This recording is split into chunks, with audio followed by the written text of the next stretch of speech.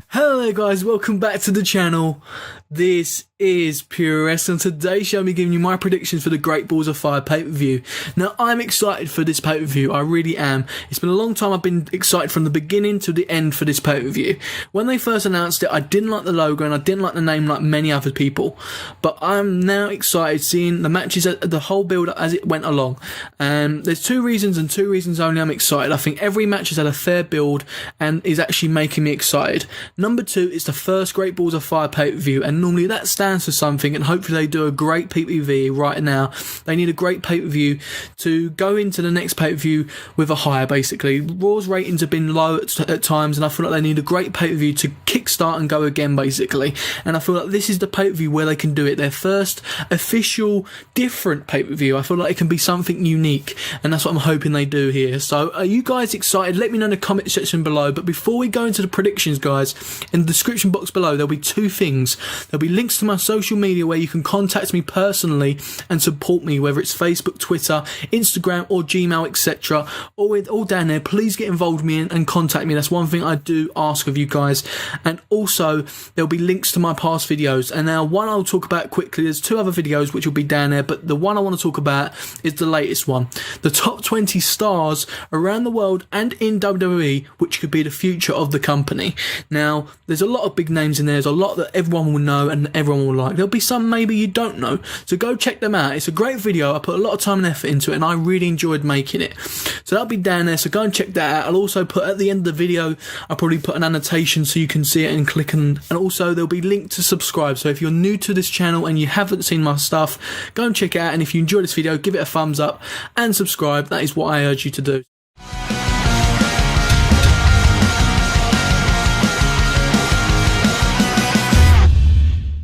We kickstart the pay-per-view predictions with Neville versus Acura Tazawa.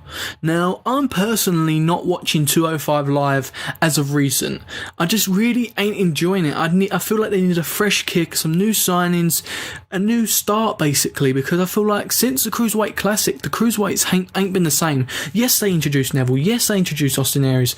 But apart from that, they've not really done much. They're doing little things here and there, don't get me wrong. Obviously, Acura Tazawa's been built up. Cedric's come back. He had a little bit of a build and then he went off again. I just feel like Tony Nese, you've got Drew Gulak, you've got so many people on that roster there. They're not doing that much with. Now, they may be using them on 205 Live, but for me, a person who started watching 205 Live and lost interest, I'm not going to know because I'm not seeing them on Raw. So, that's just my personal opinion, but it doesn't mean I don't enjoy the Cruiserweight matches at all, because that would be a lie to say. So, I enjoy the Cruiserweight matches. I've enjoyed the feud between Austin Aries and Neville, and now it's gone on to something else. I'm really looking forward to seeing what Acura Tazawa can do here. I don't think, personally, my prediction is sticking with Neville. I don't think Acura Tazawa will win yet, but I feel like he may get another chance in the future and maybe he could be one to beat Neville. I wouldn't mind him beating Neville. I have no problem with Acura Tazawa. I think he's a great athlete. I think he's a very different cruiserweight to Neville, and I feel like it's going to be a very different match to what we've seen in the past of the cruiserweights. So all good for me, and I'm sticking with Neville on this prediction. Big Cass versus Enzo Amore. Now, I'm absolutely excited for this match just because I predicted this match ages ago. I was talking to my friends and going about how about Big Cass turning heel. I was going, no, we love the whole Enzo and Big Cass. We love it. And I was like, well, this is going to come sooner or later. And literally weeks later, we're here and we've actually got a feud for this match card. Now, I'm looking forward to seeing this. Everyone's obviously going to go either Big Cass because obviously he's going to dominate, which is probably going to happen. But I'm going to go with Enzo Amore. Now, a lot of people are going to go, why? Why would you give it? Big Cass is being built up. Yes, understand. But I'm going to go with Enzo Amore. I'm going to go with Enzo Amore. Big Cass is going to be dominating Enzo Amore.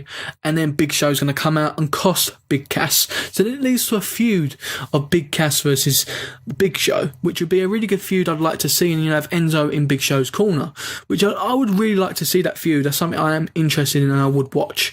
So there's a little bit different view and angle of that because a lot of people are actually saying that Big Big Cass is going to win, dominate him, then Big Show's going to come out. I'm going to go with Enzo Amore. I feel like I'm going to give him this one win. This one win could actually give him some confidence and actually make him feel good about himself, but the only way he would win, it wouldn't be clean, it would be because of the Big Show's distraction, which would frustrate Big Cass and lead him into another feud. That's just my personal opinion on the whole idea. Let's go into a match I'm neutral on, and I'm not really fussed on what happens here. This is the Intercontinental title match between The Miz and Dean Ambrose. Now, this is a match that I'm just got no interest in anymore. I've just about had enough of seeing this match. Now, loads of people out there will be going, oh, why are you saying that? We can watch it over and over again. Fair enough. Fair play to you. But me personally, I've had enough of seeing this feud. They've done it from SmackDown, they've done it on Raw, they've carried it on for way too long. I feel like this whole thing's escalated too much and it needs to stop right now. So I'm going to go with The Miz for pure interest, and I actually do believe that The Miz will retain here and win, with the entourage getting involved and picking him up the win. I want The Miz to retain. I want him to be the Intercontinental title for a while, like the title holder, and I want maybe someone like Elias Sampson. There's been talks of Seth Rollins. I wouldn't mind that either, to win the title. I wouldn't mind that either. So I just want it to stay on The Miz for a while until someone worthy comes along and takes the title. So I'm going to go with The Miz on this one. Going on to the second match, I'm sort of halvesy on, and that is Seth Rollins versus Bray Wyatt. These two deserve so much praise. I just feel so sorry for them, and there's one reason only. This feud was not meant to happen. I know it wasn't. I know for the fact that it was supposed to be Bray Wyatt versus Roman Reigns because we've seen it before and we know it works, and they both know each other so well and get along in the ring. I feel like they're the perfect mould, Roman Reigns and Bray Wyatt. Now, a lot of people don't like Roman Reigns, but them two work better than Seth Rollins and Bray Wyatt. I feel like them two work better. I think that was the feud, but obviously Braun Strowman came back early.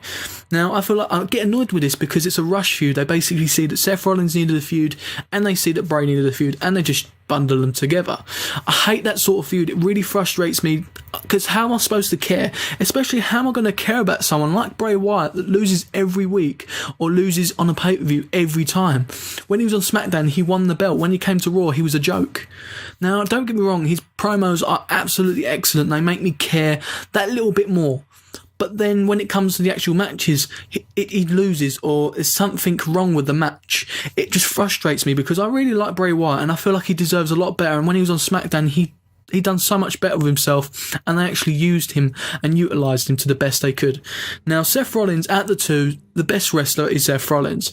But at the moment, Seth Rollins has been putting over a few people, and they're saying Seth Rollins has got stuff coming up in the future. But being 2K18 cover star, I'm going to go with Seth Rollins. It can go either way, but Seth Rollins I'm going with because I feel like he's had the upper hand, and I feel like in real life, I feel like Seth Rollins would beat Bray Wyatt. That's just my personal opinion. I love Bray Wyatt probably more than Seth Rollins, which is probably going to cause a lot of hate, but it's just my personal opinion. I just feel like Bray Wyatt is underutilized, and he should be used a lot more and a lot better. So yeah, I'm going to go with Seth Rollins on this. I feel like it's going to be a good match. I just have a personal problem with WWE's booking, the way they just shove matches together. That's just my personal opinion anyway. Going on to the next match is the Raw Tag Team Championship match between Cesaro and Sheamus and the Hardy Boys. Now, this is another feud I feel like that's been going on for quite a while, but understand why. Because these are the two best tag teams apart from the Revival, and the club are underutilized. They should be put in that mix too. Enzo and Cass have just split up. The Golden Truth is split up. You're not putting Heath and Rhino in there. It looks like they're going to split them up soon. So these are the best tag teams to use. I feel like Raw needs some more tag teams in there very, very soon. But this match I am looking forward to is an Iron Man match. I think it's 30 minutes long if I remember rightly. I am looking forward to this because we know the Hardy Boys can go that long. We know Cesaro and Sheamus can go that long. I'm going with Cesaro and Sheamus to retain the titles. I just feel like keep passing the parcel with the title would be wrong. I feel like Cesaro and Sheamus were rightful owners of the title beforehand, and obviously I love seeing the Hardy Boys win it. They were one of my all-time favourites of all time since a kid. It was nice to see them win the titles and hold it for a while, but I feel like it's going to go the direction which we all know, where Jeff Hardy's going to go on his own and Matt's going to probably go on his own, and maybe there may be a trade for him going SmackDown or Jeff going SmackDown. We don't know, or they could just go on single runs on Raw, which I don't mind personally. But I'm going to go with Cesaro and Sheamus here. I feel like We're going to have a great match between these two. The chemistry has definitely built from the beginning to the end, and it has made me excited. This is one match I'm excited for, so I'm going to go with Cesaro and Sheamus. The Raw Women's Championship match between Alexa Bliss and Sasha Banks. Now, this is a match in the making, taking my personal issues with the booking of Sasha Banks out of it and actually focusing on the match. Now, this match is going to be a dream match. It's going to be a perfect match. Everyone's going with Team Sasha. I'm not. I'm going to go with Alexa Bliss here. I feel like Alexa Bliss is going to hold it one more pay-per-view, and when it comes to SummerSlam, she will drop it then, whether it's Sasha Banks or Nia Jax. There's been talks of Nia, which I personally want, but there's Sasha Banks also in the picture. I personally want Sasha Banks to go heel. That's just my personal opinion. I've said this for quite a while now, but it looks like they may be turning Bayley heel instead. Bayley could be going heel, which I don't want to see. She's just like the John Cena of the women's, and I just wanted to stick face. Sasha is a heel, the boss, the whole boss title. When you think of a boss, it's a heel thing. I just personally prefer her as a heel. My personal opinion. And the problem I have with Sasha Banks is her booking. I feel like sometimes she's overbooked and she's a bit shoved in our faces because she's the main face at the moment on their brand. But that's just the booking. That's not Sasha's fault. I'm not blaming her. I don't dislike her just because of that. It's just a personal issue of mine. But this match is going to be absolutely amazing. I feel like it's going to be one of the best matches of the night. The women's always pull it out of the bag, and I just feel like Alexa's just going to be that little bit smarter. Sasha Banks has had her for the last couple of weeks and given her message. It's time for Alexa Bliss to finally show how blissed off she is. One of the best feuds on Raw.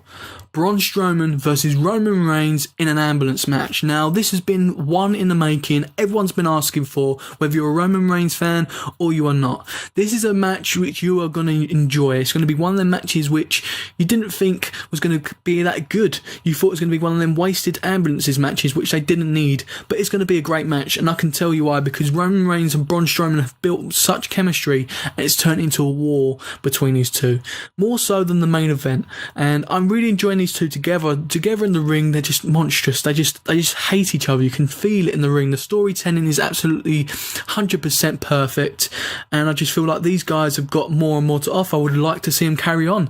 Normally with feuds, when they go on so long, you want to just finish and just see the winner, but this one I actually want to see carry on. I don't want anyone to win. I want it to be a draw, because I love Roman Reigns and I do love Braun Strowman, so I would like to see both of them, but I'm going to go with Roman Reigns here. I'm going to go with Roman Reigns.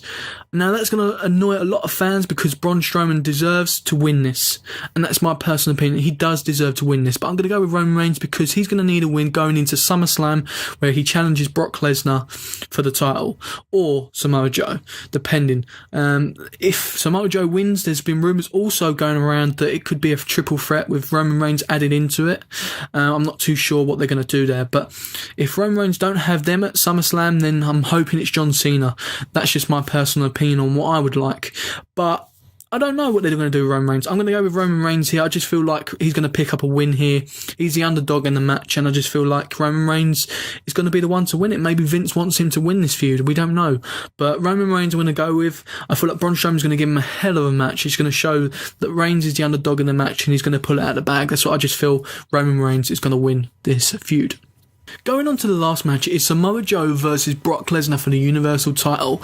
Now, I'm really excited for this. It's the one I've been looking forward to speaking about the most. I think Paul Heyman and Samoa Joe's promos are absolutely 100% perfect through this feud. I feel like I want to see more. I want Joe to win the title and hold it going into SummerSlam, and then have another match against Brock Lesnar. That is what I'm going to go with. I'm going to actually say that. Before I was going to go with Brock Lesnar, I just felt like it was money, him keeping it, and then at SummerSlam losing it. But I'm going to go with Samoa Joe. I feel like Vince is actually going to enjoy the feud, and he sees it's money, and he's going to want this to carry on. So I'm going to go with Samoa Joe winning the title of Brock Lesnar. I'm not going to go with the clutch though. He ain't going to make him tap out. If he loses, he's either going to pass out or it's going to be a pin. So I'm going to go with Samoa Joe to win here. He probably will then end up winning dirty as well, knowing Samoa Joe is such a great heel. But all the build up towards this match been 100% perfect. I wanted to see a little bit more from Brock, maybe on the microphone, but this is Brock Lesnar. Paul Heyman is his advocate and wants to do all the promo work, so I'm all up for this. I'm really excited for this match. What about you guys? Let me know in the comment section below. But before we go on to the outro of this video, I wanted to also let you guys know there's two possible matches which could be on the pay-per-view, which I don't know, they may be, and that is Finn Balor versus Elias Sampson. That could be a match which is added to the pay-per-view, which I would be really down for. I really want to see that match. These two, especially Elias Sampson lately, has really been making me glued to the television because I just love his heel work. And I would want Elias Sampson to win this, but I just feel like Finn Balor would get the win. That would be my prediction if the match happens. And there's another match which would be Goldust versus R-Truth. Maybe a kickoff show match, we don't know, but I would go with Goldust here. I feel like Goldust might get the win here, which will frustrate R-Truth more and make R-Truth push for it that little bit further, which I would like to see. I want to see a little bit more aggression from these guys. I've seen it from R-Truth. I've seen the whole mic work from Goldust. Personally, I just feel like the whole Goldust thing, I've seen when he was trying to take out R-Truth in the first week of when we see them, I just didn't like it. That's just my personal opinion anyway. But yeah, if this match happens, I'm hoping we see a little bit more go get him, basically, a revenge sort of thing. So yeah, they're the two matches which could be added onto the pre-show or onto the match card. So yeah, a great pay-per-view all around. I'm looking forward to seeing every single match. Let me know in the comment section, guys, down below, your opinions and your predictions for the show. Thank you very much for watching this video and sticking around with me. Don't forget to subscribe and like this video if you enjoyed. And also, yeah, basically stick around, enjoy my videos, and don't forget in the description box below links to social media and to my past videos. So thank you very much, guys, for tuning in, and don't forget, this is Pure Wrestling. See you in the next video, guys.